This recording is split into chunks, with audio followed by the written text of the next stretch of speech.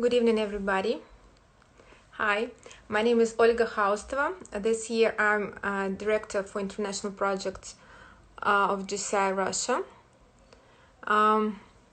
Today we have our third cup of coffee with outstanding JCI Senator, and not only a Senator but World President 2007, Scott Greenlee, and he's also President at Greenlee Consulting.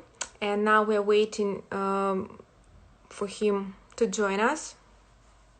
It says that it's waiting. Well, I had. How you doing? Hi. Hi, I can hear you, but I can't see you. Hey. Oh, that's strange.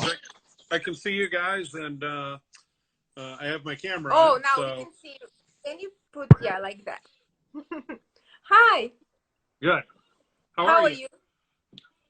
Good I'm morning. great. I know that it's morning right now, right? Well, just afternoon. It's 12:30 here in the U.S. So. Well, I guess it's morning in these Corona times. It's morning because nobody's working. Everybody's working from home, so. It is tough to keep track of the time. I'm great. How are you? I'm also great, thank you. How is Michigan nowadays?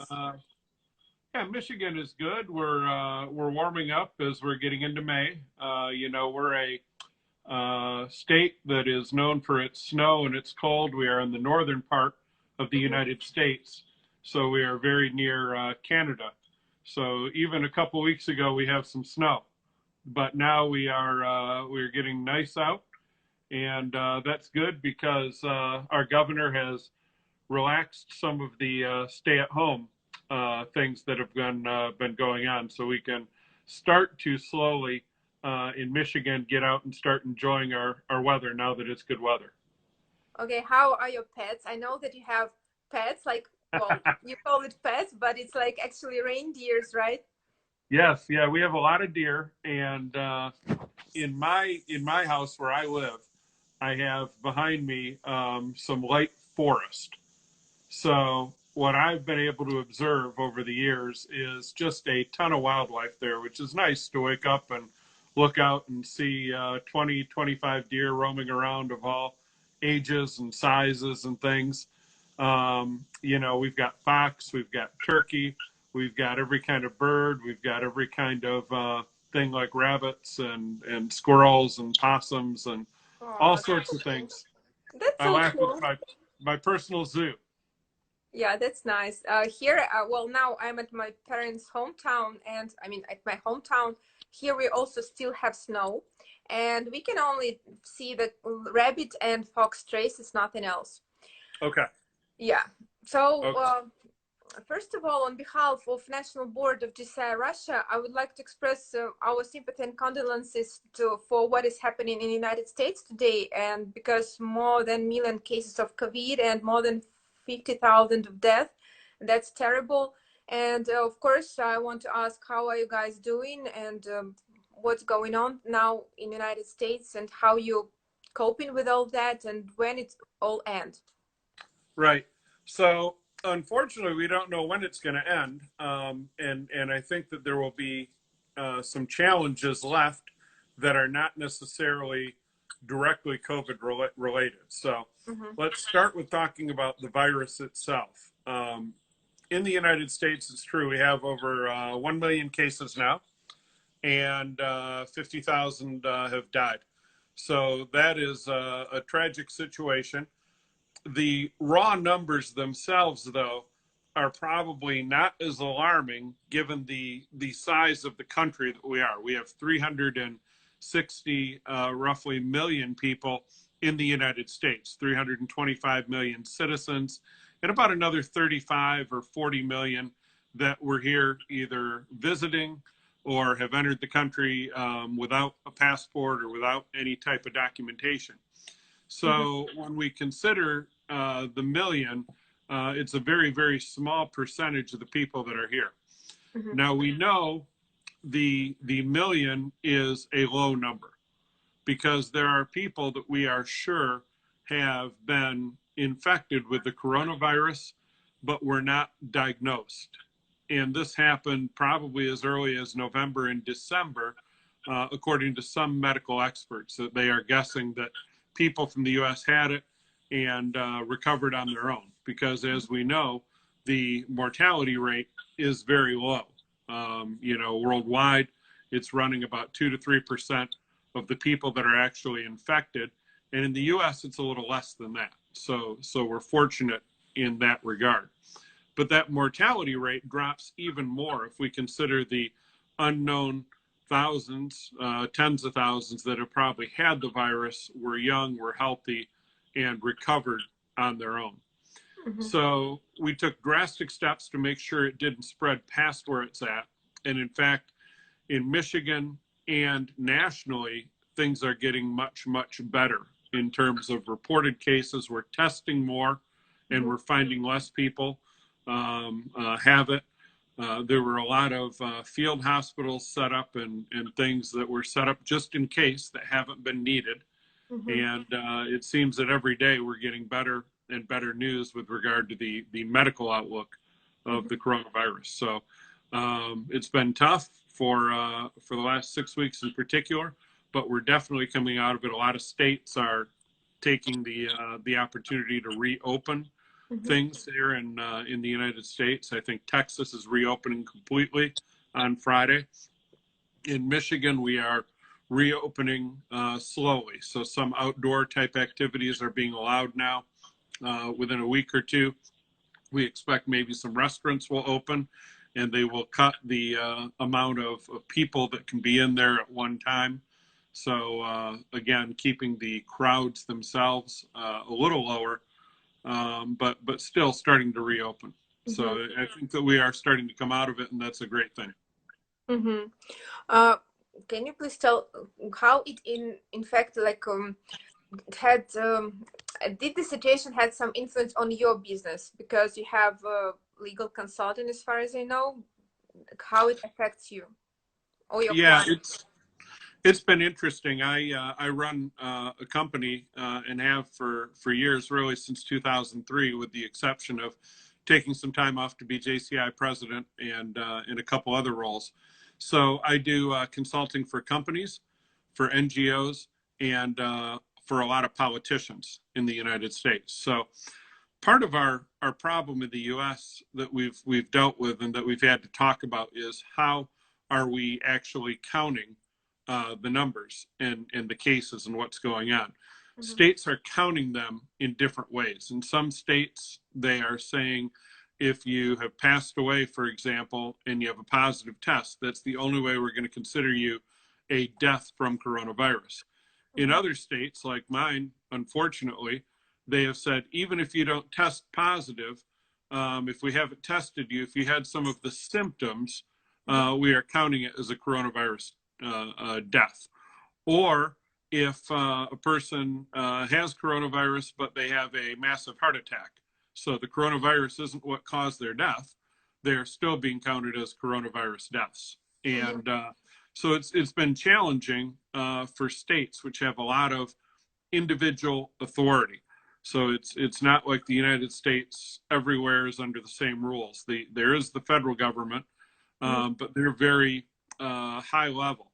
All of the or a lot of the rules that impact people on a daily basis are decided state by state, and we have 50 states, so there's 50 different ways of doing things. And for example, in many states, a hospital receives more financial assistance with a coronavirus death, or when a respirator is used, or what have you. So that has inflated some of those numbers, and it's difficult to advise politicians on what is really going on when we're in a situation that we don't have the facts. We don't know exactly how many people have had it. We don't know how many people have passed away truly as a cause of the disease and not for some other reason, and they happen to have the disease. Does that make sense? Yeah, I understand. It'd be like if I have cancer and I'm in a car accident and I'm killed in the car accident, and they say, well, but he had cancer, so we're gonna say that he's dead and he had cancer, so it's a cancer death. That's actually been going on here. That's actually been going on here, and it's not a good, accurate way of counting. So I think in summary, I think the U.S. has had more cases of it than are reported, but less fatalities on a percentage basis. Mm. I see that our national president, Sergei Shatov, joined us, and he's saying hi to you. And also our past national president, Grigory Grachukov, is also here. And actually, I think like half of our national board. Oh, great. Yes. So everybody's saying hi to you. Let's see, maybe they have already some questions.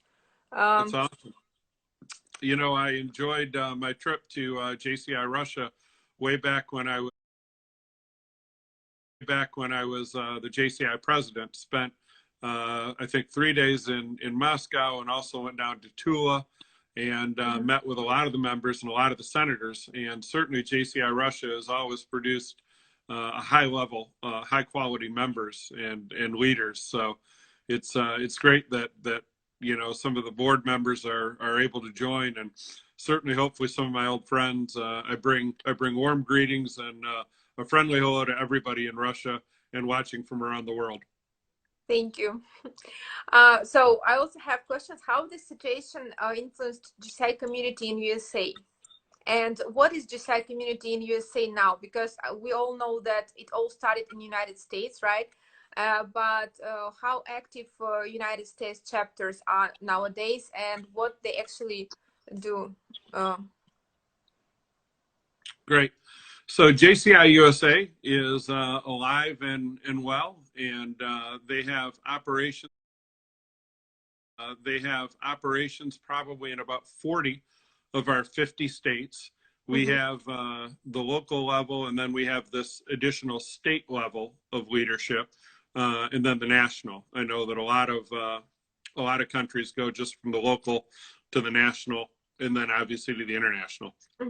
So JCI USA is, like everybody in the world right now as we speak, doing a lot of things like we're doing today, using technology to still keep their members engaged, talking about things that they can do from their homes or things that they can do in public with proper social distancing to help out the community. And of course, to continue the real purpose of JCI, which is providing leadership opportunities to our young people. You know, when JCI started way back in the 1900s, 1915, 16, 17, as the organization was being talked about and really formed into what it became in 1919 officially. The organization was for young people that needed to get experience to better themselves in society. So it was a leadership development group at heart that also provides some socialism, some friends, some business opportunities, certainly some community service. So I think that community service is top of mind to everybody right now, as we're all trying to help each other and help those that are less fortunate and in a difficult situation. And I know JCI USA is focused on that. They're having all of their national board meetings remotely over Zoom, and many local chapters in many states are also doing their meetings and their conventions via Zoom, which is great because it's opening everyone's eyes to technology and allowing people to visit that normally wouldn't be engaged. So you get more ideas and better practices, and you pick up some additional skills. I've always said, Olga, with everything in life, there are positives and negatives. So you think of the worst day ever, and there's something good about it. And you think of the best day ever, and there's something bad about that. And there's, of course, a whole bunch of stuff in the middle. So one of the positives coming out of this pandemic is the leveraging of technology for efficiency, you know, to save costs, to save time from travel, to help the environment, because you're not traveling as much, so you're not using the fuels and things.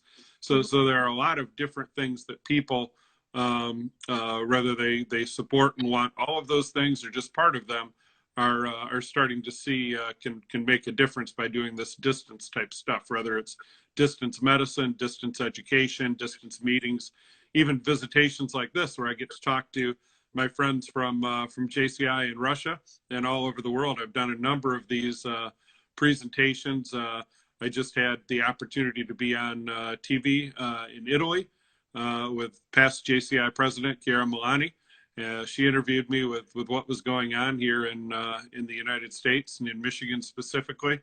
I've got another one of these type of sessions with some friends in Tunisia next week. So I think the leveraging of the technology is really good, and it's something that's going to benefit us for years to come. Yeah. Will you take this opportunity in your business? For example, you used to travel a lot for your business. Maybe now you will just move to Zoom and will reduce this visits. How do you think when it's all will be over? Yeah, I think that Zoom and things like that will be used more. I don't think it'll be exclusive. And I'm a social person. I like to get out and see people and, be in person. But I've also, in addition to my business I do here in America, I've got a partnership in the Philippines with 4 other former JCI members like myself, where we have a consulting company there. So I've been used to doing the Zoom meetings and leveraging technology already. So I don't think that it will change what I do as much, but I think it'll change what other folks will do who haven't had that international experience or haven't had the confidence to go on from a technology standpoint and realize that this stuff is really pretty easy to use, although we had a challenge getting me on today. It's usually pretty easy to use, and it's something that is being embraced by everybody. So I think there'll be a lot more technology in what we call the new normal coming out of this pandemic. Yeah. Well, I see that our national president, past national from last year, Grigory Gorchkov, has a question. Can you please tell us your journey in JCI, how you, like, what it takes to become a world president, how you became world president, and all your path, like how you got to JCI? Wow, what a question. Well, I joined JCI way back in 1991. I was 23 years old. And so, Olga, you were probably not born yet. You look very young. But I was, so I'm 52 now. So I was joining JCI when I was 23. And like most people, I just knew somebody who was in the group. And they were saying, hey, you should join. You should get to know the group. We do a lot of good things in the community, the networking, all that stuff. So I didn't want to join. I thought it sounded too serious. I thought, going to all these meetings and like having board positions, it just sounded like more work. So I thought, I don't want to have more work when I'm 23 years old. But I found out that my JCI chapter also had a golf league, and I like to play a lot of golf. And we also did a big golf event that raised a lot of money for the community. So they actually kind of got me in the organization because I like golf so much, and I wanted to meet people and play golf. And seriously, so I joined. And then one of the people in my golf league was going to run for chapter president.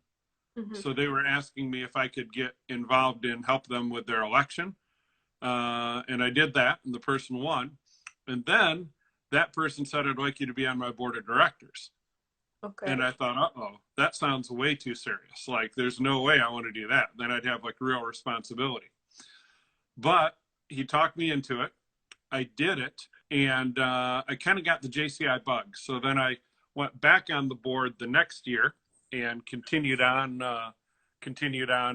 working in the board, and then eventually wound up as my chapter president. And that went well. We had a very good year, membership-wise, and running a lot of activities and such. So then they asked me if I should think about doing something at the state level and being a state officer, which I did. And one thing just led to another. It was never a real goal to be world president. It was never a real goal to be national or state president. But I just kept meeting people and experiencing the opportunity. And of course, learning so much, which is a big part of JCI, that I thought, well, why don't I continue on? Why don't I try and continue learning? Why don't I try and continue being active in the organization? And every time I would get asked if I wanted to attempt something else for leadership, I would pretty much usually raise my hand and say, sure, I'll give it a try. So in 2002, the World Congress was in Las Vegas, Nevada, one of my favorite cities. And I ran for international vice president, and I was elected, and that was really exciting. So I was then assigned to visit and be assigned to Northern Europe. So I had Iceland, Finland, Norway, Sweden, Denmark, and then Latvia, Lithuania, and Estonia that were my official assignments for 2003. So great JCI countries and a lot of people to visit. And honestly, at that point, I had not really done a lot of international things. I had done more things in the US. So I was what you'd call a typical American. We can make fun of me. I was typical American. I didn't speak any other languages. I'd really been to Canada and Mexico, and that was about it. So when I went to Europe for the first time in 2003, my eyes were like wide open. I was amazed. I was getting all these ideas. I was meeting all these people. I was seeing really how small the world was. And I thought, this is something that I could be very passionate about and really learn more about. So in 2005, I was thrilled when then JCI President Kevin Cullinane from Ireland asked me to be his general legal counsel. And I did that. And then I decided I would run for EVP the next year. And I ran for EVP. I was elected. And then President from Denmark, Lars Hajland, assigned me to Asia Pacific. And I chaired the conference in Takamatsu, Japan. And then I said, well, I have one more year left in JCI. I will raise my hand and see if things can work out. And I ran for world president, and I was elected in November of 2006 in Seoul, Korea, to be the JCI president. And a funny fact about that, I think I'm still the only president who was elected on his birthday. Oh, because really? World Congress was late that year. It was middle of November, and my birthday is November 17th. So I was elected, and my great friends from JCI Korea brought out this big cake after the election, and they had kind of a election slash birthday celebration. So it was great fun in Korea. That's great. That's awesome story. And I know that you today have a JCI Korean mug, right? Well, yeah, no, actually I got Hong Kong today. So I have my my JCI Hong Kong from my good friend Anthony, who was the JCI Hong Kong president in 2015. Hello, Anthony, if you're watching. He's a good friend and a great leader for JCI. So I have all my JCI mugs, and I thought I better make sure I have a JCI mug today. Well, as far as I can see, JCI India is watching us, and we also have one more question from. Wait a second. The most vivid impression of being in Russia as JCI president in 2007. Do you remember what was the most? Because I guess it's a that's question from a senator, because everybody has these nicknames, and so I'm not sure who's exactly it was, but I think Okay. it's a question from a person who met you in 2007. So, oh, great. do you remember what impressed you the most in Russia? Because it was your first time in Russia, right? And it was. And I need to come back because yes, I really enjoyed Russia. And you haven't seen St. Petersburg yet, right? Not yet. Yet being the key word. So you're very welcome. I want to. I invite you personally, so you're very welcome. Thank you. I'd love to make that happen. So when I was president, I was in Russia, I think for 4 days, if I remember right, meeting with members and senators and what have you. So sorry about that. That last drink from the mug went down the wrong pipe. So I can remember that we had a number of formal meetings. There were meetings with some government type organizations that were partnering with JCI at the time. And then also a number of the members came out. We did a training seminar. There were a number of the younger JCI members in Russia who were very keen on training at the time. So I got to keynote one of their training sessions. And really what stuck with me and what I kind of knew from meeting members of JCI Russia at World Congress and at European Conference in the past was the passion of the members. They were very, very serious about JCI. They wanted to do things the right way. They wanted to make sure that it was a quality experience for everybody who joined. And because of that, they really took things to a new level in terms of kind of following best practices from other larger national organizations. So I enjoyed the passion of the members very much. I also enjoyed the opportunity, honestly, to visit some of the well-known Oh, the Red Square area we were at. I went to a large outdoor market that was amazing, and just saw so many things.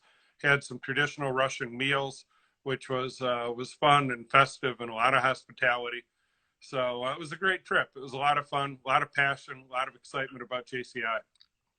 so the question, I'm reminded that the question was from national president of 2009, Andrei Biskinsky. Yeah, so Oh, he great. asked, yeah, he asked that question. Excellent. Thank you, Yeah. Mr. President. Good to hear from you again. Yeah, and by the way, I know that in United States, like in all the world, nobody says like world president. Everybody says like president of GCI, and I add the world because that's how in Russia we understand better that it's the world president. So I know that it's supposed to be said president without Either. president or world, but I do it like a Russian style. So That's great. And I'm not big on protocol, so you can call me anything you want. No big deal. yeah. Well, I also want to ask you what is your typical day to day? Because I mean, I know that you travel a lot for your work and you're a very social person. You have lots of friends. You always go out, but now you are stuck at home with your pets. So what's your typical day? What do you usually do?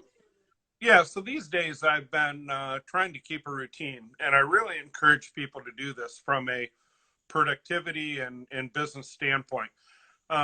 If you're used to getting up at 6 in the morning like I am, get up at 6 and take your shower and get dressed and come down into your work area and maybe make yourself some breakfast and really treat it like you still are being productive. You know, whether that productivity is jobs, specific things that you have to do for the company you work for, whether it's looking for new opportunities, whether it's taking online courses. I think I talk to a lot of people, and some people struggle with being active at this time. Some people struggle with being productive, and by their own admission, they're getting a little lazy and not doing as many things as maybe they should be doing, in their opinion. So I tell folks, treat this time like any other time. Get up. I get up at 5:36 every day, take my shower, get dressed, and come downstairs and get working. And I take breaks. I think breaks are important. You know, anytime you are working, when you're alone versus with other people, you need to take some breaks and maybe do some walking around, or maybe do some phone calls, or go outside and enjoy the weather, walking by yourself, or do some messaging chats with people, just to keep your mind active and make sure you're not getting bored. But then come back and get right back to work. Don't get yourself into a habit of procrastination. Don't get yourself into a habit of sitting down and just watching TV and, not using your time wisely. I think the people that will be the most successful coming out of this pandemic are the people who find creative ways to stay engaged and to find new opportunities. A lot of people are finding that they're working much more efficiently because they are taking all the travel time out. So if they'd normally drive an hour to a meeting, have an hour meeting, and then drive an hour back, they now have that meeting by Zoom or by Skype or what have you, and they've got 2 extra hours during the day. Well, don't waste those hours. Don't just sit and watch TV or take an extra nap or have an extra meal or whatever, but instead try and find ways in those 2 hours to do something productive, whether that's for your business, whether it's mentoring people, whether it's doing sessions like this to try and offer and share best practices. There's a lot you can do, and I really I try and do it every day. I'm also very organized on making lists of what I need to accomplish, and always growing those lists as I find new things to do, so I can track it and actually be accountable and make sure that I'm being productive. Yeah, that's great. Well, I see that we have one question from JCI India. They ask, can you tell me what is the meaning of leadership? What's your opinion? What is leadership? Wow, the meaning of leadership. I think there's so many definitions. So for me, it is creating more leaders. Mm-hmm. I think a real leader will motivate and work with other people so that they can become leaders and they can impact others. There's a saying that if you want to be a millionaire, help a million people. And I really believe that. And I think it's people in all stations of life and in all sectors of society. You know, another great phrase is treat the janitor like you treat the CEO. Show everybody respect, show everybody dignity, because everybody's job and everybody's role in society builds on itself. And if someone is not there to be the janitor, then the whole organization isn't going to run as smoothly and as efficiently as it should. So try and treat everybody like they are the chief executive officer, and really try and share best practices and give of yourself to give other people leadership opportunities. And I think if you do that, you'll be regarded as a good and an effective leader. Thank you. Well, our past national president of last year, Grigory Gorchakov, asked, what qualities should obtain a candidate for world president to be elected? What's the question again? What qualities should a candidate for world president be obtain to be elected? Like what qualities he should have to be elected? Great. So obviously, getting international experience, starting at the local level, but doing things like you're doing today, Olga, where you are reaching out to people from different countries and, you know, becoming a hub for best practices. I know you had one of these a couple weeks ago, and you've got another one coming up. So taking the opportunity to find out what's going on outside of your own community and outside of your own national organization. And then just trying to be the best resource you can be, staying in touch with people.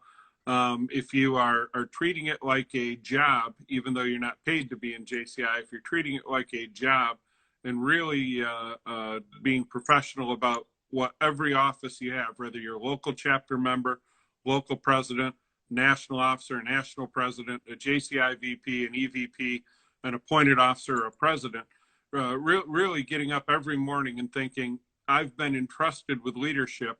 How do I best, you know, fulfill that responsibility? I think that will allow you to get the right experience and to move up. I think that doing things above and beyond the call of duty are also important in any leadership role.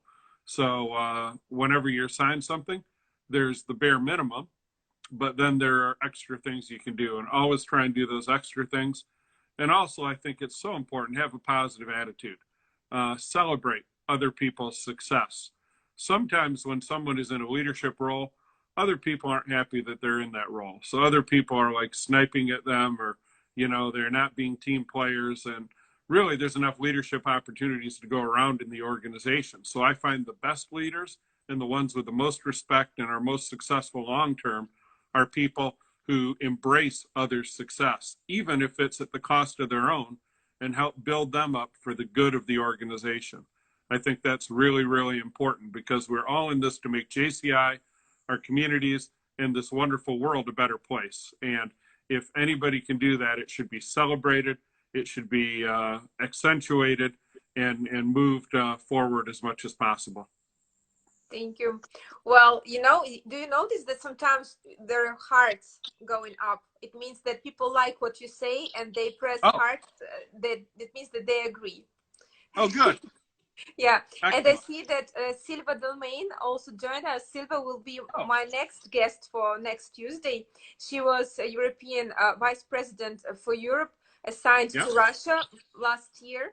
And I so, remember. yeah, and we will talk with her next week as well. Awesome. Yeah, Awesome. She was a great officer. yes, she is. So,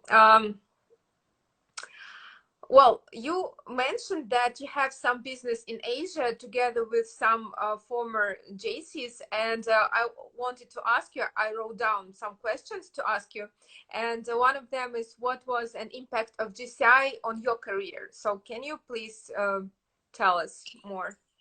Sure. What a great question, because I'm kind of a JCI like real life story. We talked about JCI getting started back in the 1915, 16, 17 area. And it was started to give people, young people, an opportunity to get experience so they could better their career. Mm-hmm. And when I was 23 years old and joined, I have no real formal education. So I don't have a college degree of any type. I graduated high school. I made it that far. So that was exciting. But I don't have any type of other degrees. And I was kind of floundering around with my career and trying to figure out, what I could do to be productive in society. But I really didn't have any ideas. And then I joined JCI. And you know, it was that allowed me to get kind of a real job in my town, where I got to go to work for a telecommunications company that probably wouldn't have hired me or wouldn't have even interviewed me because I didn't have a college degree. But I knew a JCI member who said, "Hey, Scott, you should go for this. I'll put a good word in for you." And then once I had the opportunity, I worked hard and I got some promotions and I started to enjoy a better life because of that. And then it was in 2003 when I was elected and assigned as an IVP, as mentioned, to Europe, that I said, I've got to do something different. I can't do a normal corporate job where I have to be in the office, where I have to take care of clients and stuff, and yet go to the European conference for a week, and then be home for a couple weeks and then go to the Asia Pacific conference because I've been asked to play a role in that. And then I've got to visit, these countries, and I've got to do this and that. So it was JCI and talking to other JCI mentors of mine that gave me the courage to go out and start my own company and say, look, I can be an entrepreneur. I kind of think like an entrepreneur already. I'm not one of these people who's just gone through and gotten a ton of schooling and made it that way. So why don't I go out? Why don't I essentially like figure out how to be more successful without any kind of corporate structure. So it was JCI literally that has put me in the position I'm in today. Without JCI, there's no way I'd have my own company.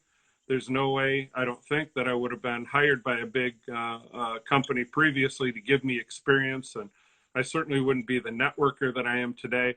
I'd have no way of knowing everybody on this call. I'd have no way of knowing the folks in Asia I do business with, or folks in Europe that I've done business with, or South America. And it's crazy. When I joined JCI, I'd been to 3 countries, the United States, Canada, and Mexico. And today I've been to over 80 countries.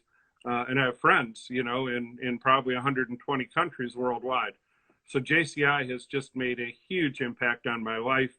And I tell people very honestly, I'm truly a product of JCI. I'm kind of been through the JCI leadership factory. I've come out the other end, and so far so good with that. Yeah, thank you. That's great. Well, we have a huge question in Russian. It's about JCI mission. If you remember JCI mission, there are some words about positive changes. What the how to say?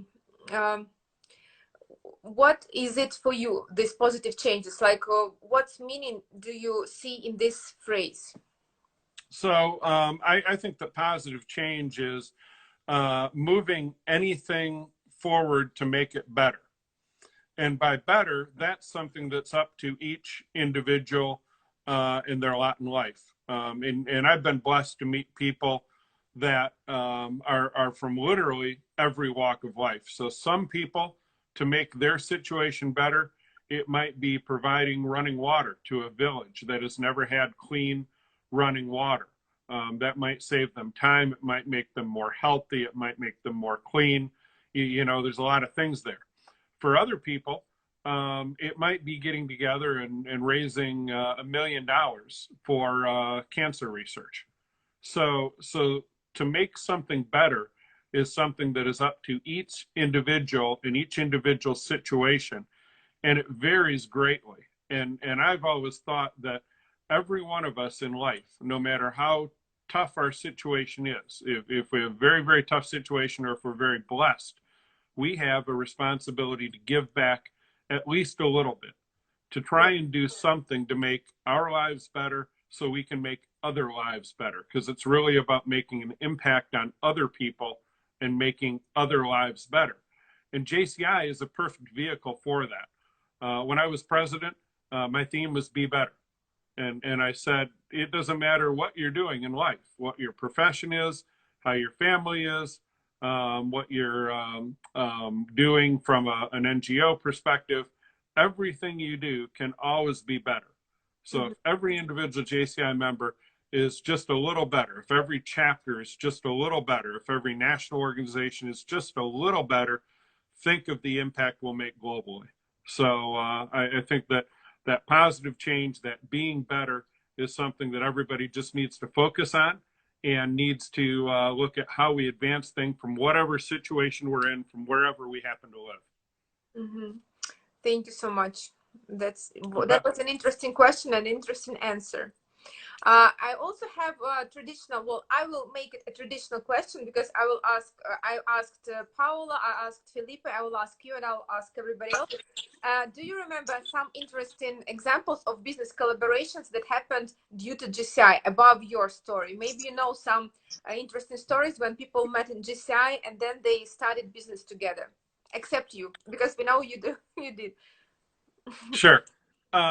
Yeah, I can remember years and years ago, and this kind of motivated me to think about business with JCI, because, again, I was working with a large company in the U.S., AT&T, so a global telephone company and data networking and things, and I was so lucky to even get that job, again, because I knew a JCI member. So I was working there, and I never thought about doing business on my own. But when I was traveling with JCI and going to conferences and meeting people, I was just amazed. And there were a couple of people who were trainers who were collaborating on a project. And so I saw them at a convention. How's it going, guys? Oh, you know, we're doing well. We're working on this and that. And I didn't think much of it at the time. I thought, okay, that's great. You know, good luck. I'll see you later. Well, then the next time I see them at the next conference, it's amazing, because the one guy is going to the other guy's country. And I said, wait a minute. So you actually put something together and they're actually, you know, and oh yeah, it's no problem. I'm like, oh, good. And you're going to make some money on this? Like, this is business, or you're just doing like JCI training? Because, you know, for JCI training, we don't charge anything. So, but this is like different. Oh yeah, this is with a company, you know, a couple companies have pitched in and they're hiring us to come in and do some training. So that kind of opened my eyes and opened my mind that, wow, you know, maybe even though it's a big world, maybe there are ways to do business around the world. And of course, if you're going to do business around the world, you've got to have a basic level of trust with the people you're doing business with. And JCI is a wonderful foundation on which to have a built-in network of people that have the same values that mostly can be trusted. And really, it's learning that and observing that, and then starting my own business in 2003, that actually helped me to become the export director for the state of Michigan under our previous governor, where a governor came to me and said, Scott, I know you're internationally minded because of your JCI experience. I know you've got some experience in doing business across borders. We need to do more of that for our state so that people that work in Michigan can sell their products around the world. Will you head that department up? And I said, yes, Governor, I will. So in 2011 and 12, I was actually the export director for the Michigan Economic Development Corporation. And we did a lot of international business. We helped small to medium enterprises in Michigan find different places they could sell their product around the world which caused those companies here in Michigan to hire more people, to be more profitable, et cetera. So that's another direct result from my experience in JCI. Well, that's great. That's really cool. Well, as you are a now standing senator and former, well, not former, world president 2007, of course you have lots of connections on high level, and maybe you can tell us any secret information about postponed events, because all of European conference is postponed and nobody actually knows will it happen or not. Then some Asian conferences, or everything is postponed. What's the English for? Well, you understood me. Yeah, So maybe, yeah, maybe you know something and you can share. Honestly, I don't. I would share if I did know, but I'll give you a couple answers. First of all, our president Itai and our Secretary General Kevin Hinn are working very hard to bring JCI back to the form we all want it in as soon as it's safe and as soon as it's practical. So I trust those two individuals. I was chairman of the selection committee that hired Kevin, so I obviously trust him. And Itai is just an outstanding leader and an outstanding president. So they'll figure it out in due time. And I think there's so much around the world right now that we just don't know. So I don't think it's fair to say to a conference committee, we're going to postpone you until July 1 through 5. Well, how do we know how it's going to go? You know, maybe then we have to postpone it again. So I just think there's a lot of things out there that they don't know, so they're not ready to do things other than saying it's postponed, and we'll announce something new as soon as we can. But also, as a past president, I try not to be too involved in the day-to-day stuff. Again, I mentioned at the beginning of the call, I was president way back in 2007. I'm 52 years old. I try and act like I'm about 22. You know, I still go out and I try and cause trouble and what have you. But really, you know, I am 12 years alumni member of this great organization. So I try not to get too involved in the details. That's for our current officers. That's for people of your age and the mindset of the young people to do the plans. So most of what I know about JCI, I find out just like you do on their wonderful JCI website, jci.cc. I follow them on Facebook and Instagram and see things there. And occasionally I'll get a message from the president or Secretary General or somebody else. But on this stuff, it's all up to them. I know they're very aware. They're doing the best they can. They know that our members want to see each other. They know our members look forward to the conferences and the Congress and things like that. So they're going to get everything back to normal as soon as they can. And boy, do I trust those two individuals. They're excellent, excellent leaders. Yeah, okay, I tried. Anyway. Well, I just don't know. We have one more question. Are you participant of AMCHAM? I don't know what is that. Do you know? I don't. Well, the answer is no. Well, okay. Actually, we have only 6 minutes left, and that's so. I mean, because Instagram it has this limit, like you can be on air only for 59 minutes. So we are already almost an hour, and I'm so happy that time flies. Yeah, time flies so fast, because you're a very interesting person to have conversation with. I know it from personal experience, and now again, thank you so much for supporting our project, and well, thank you for being today. Maybe if somebody have any questions, we have extra 6 minutes and people can ask something. Well, certainly people can also always reach out to me and find me on Facebook, on WhatsApp, on Instagram. I think I'm on 20 or 22 different platforms around the world, because I always want to make sure I'm accessible if anyone is looking for me to ask questions, or that I can be a resource. And really, to wrap things up today, I want to thank you. Olga, this is an excellent program. I know that you were thinking about doing this before the pandemic hit.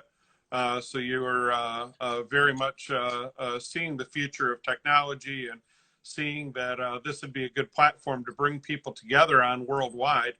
I think a lot of people are doing it now, or more people are doing it now that we're kind of forced to. but I remember talking to you about something like this many months before this happened. So great work on your part.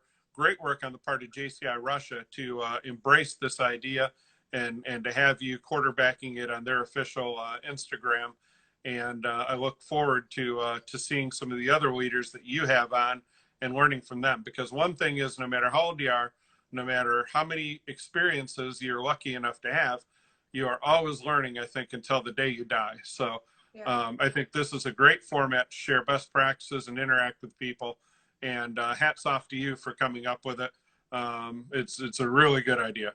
And again, if people have other questions for me, just have them reach out to me on Facebook or lots of ways. I can give, probably 100 ways to contact me. Like I said, I'm not too tough to find. Thank you so much. Well, I will remind everybody with whom we were talking today. Today we had outstanding JCI Senator, World President 2007, Scott Greenlee, also a president of Greenlee Consulting. Thank you so much, Scott, for finding time to talk with me today. It was really amazing, nice talk, and this it will be saved for 24 hours in Instagram, and then I will save it and will put it on Instagram TV. Awesome. Yeah. And well, I see that our past national president tells you thank you, Scott. And I also want to remind everybody that we have this cup of coffee with outstanding JC or JCI senator every Tuesday this time, and next guest will be Silva Delmain, the vice president for JCI Europe assigned to Russia in 2019. So thank you, Scott.